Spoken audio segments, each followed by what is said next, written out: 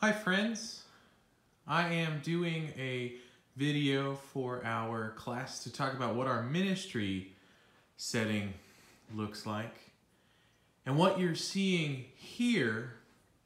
is typically where I have folks from the church come and we normally do Bible study here, and the space that you're seeing, this table with the flowers on it, and these extra chairs over here in the open counter style bar style counter, is the area where we gather for Bible study, and this area is typically where a good portion of teaching happens in the two congregations that I get the opportunity to serve. Now, what I like to do is this is only one of the learning spaces that I get to use. Sometimes, in order to make it easier for folks who don't like to drive at night, I will have the learning space also be at either one of the churches to do Bible study at earlier in the morning, so that folks are able to make it if they want to and they don't feel like they are able to drive at night. And typically what I like to do is have it at the parsonage as well. I think having it at the parsonage allows people to be able to see and feel more comfortable as they can maybe get to know their pastor a little bit better.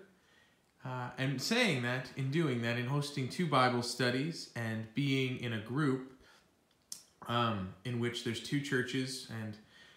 I mention that because I would say that the body of my ministry context and my opportunity to teach comes from being in two small, older congregations that often are pretty stagnant and haven't changed for quite some time in terms of growth in the church or trying new things. And that seems to be the struggle that I think a lot of American churches run up against, or a lot of traditional American churches run up against, is they are faced with teaching congregations that are stagnant and might not want to grow. And that changes, I think, a little bit how we are teaching and what we're teaching and why we're teaching and how we're reaching and helping people see that it is important to grow, and that teaching or Bible study or whatever form of discipleship that takes place is not simply just an obligation for someone to take part in. And I show you this video because there's a few things I want to mention. One, it is extremely open, I think. It leaves for the opportunity for people, I think, to feel comfortable enough to sit down in the pastor's house at the table and bring with them I think there's a comfort to it. It's something that I really enjoy, and I greatly enjoy having the opportunity of people being in the house of the person that gets to lead them. I don't know what to say about it other than I think it really is helpful for me, because I just think it allows people into a world where it breaks down a sort of boundary that happens to be, I think, one that people think can't be crossed or is oddly defined or not defined at all when we talk about the house of the pastor and the relationships that they get to build with those that they get to lead. So what we'll do is we'll primarily sit here at the table and bring in extra chairs for those who are able to make it. And oftentimes I've been doing a study where on the counter I will put a television, and we'll do a video session. At least we've done that the past couple times, where there's a workbook, and I often am tailoring that workbook to questions of an older congregation, because it's very much easy, I think, to just follow the book, and oftentimes the questions don't resonate with them, or they need a little bit of tweaking to fit the context in which we are teaching. But I think what really helps this setting and this setup as we do Bible study and we do some teaching and talking is my style, or my primary style to teaching,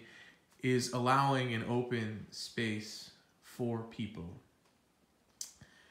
I will do the background work and all the sorts of stuff necessary for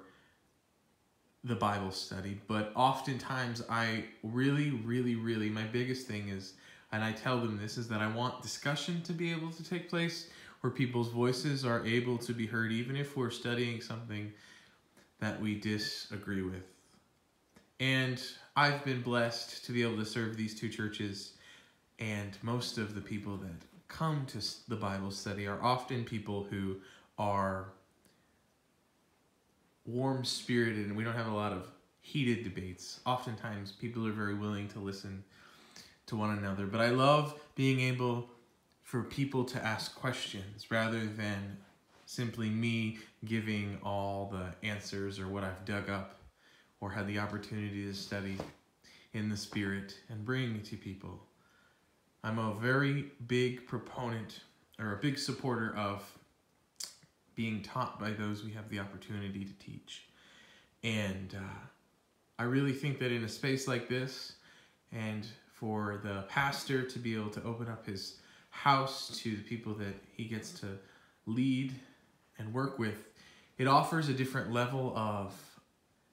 comfort for people. And for me, it's just really opened up the door for many opportunities to be able to have conversations that I don't know that pastors can get, or are able, pastors of larger congregations might be able to have. So that's the blessing of an open, small space that people are able to come to the pastor's house for. And I'm grateful for that, and I'm thankful for that.